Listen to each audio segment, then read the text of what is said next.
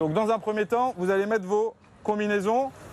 C'est le premier geste qu'ils doivent apprendre, celui qui, en cas de naufrage, leur permettra de tenir plusieurs heures dans l'eau, enfiler le plus vite possible une combinaison de survie. Il faut bien respecter toute une procédure et une technique pour pouvoir mettre la combinaison de façon correcte. Et ils doivent l'endosser en moins de 2 minutes.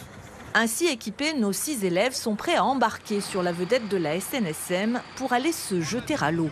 5 d'entre eux seront marins-pêcheurs, le dernier souhaite faire carrière dans la marine marchande. Apprendre les techniques de survie en mer, cela fait partie des formations obligatoires. On va apprendre à se déplacer dans l'eau, comme on a vu hier en cours, esprit d'équipage et détermination. Dans l'eau, tout le monde se regarde.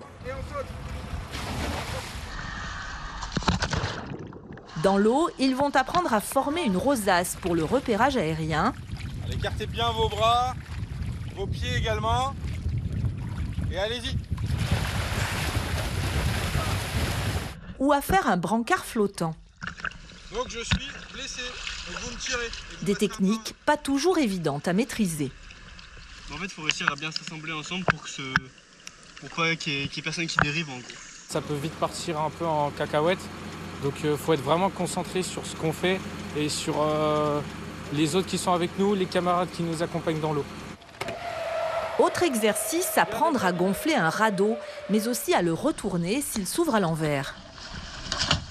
Là, tous les gestes, on avait le temps de le faire, etc. Mais je pense qu'en vraie condition, tout est beaucoup plus compliqué, on panique et je pense qu'on oublie peut-être qu'on perd nos moyens en fait.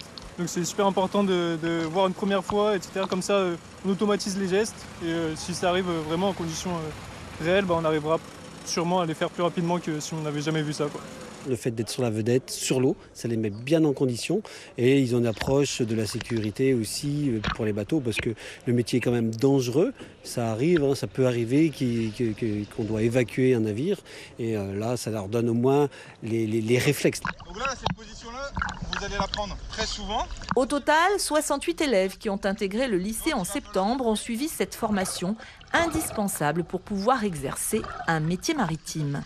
Donc la formation qui passe au lycée est valable dans le monde entier. Et donc à partir du moment où ils vont être diplômés à la sortie de leur parcours scolaire, donc soit le bac pro, soit à l'issue de leur BTS, c'est un diplôme qui est obligatoire. C'est vraiment le certificat de formation de base à la sécurité. Dans quelques semaines, ce sont les pompiers de Concarneau qui les initieront à la gestion des incendies. Des formations médicales sont aussi prévues.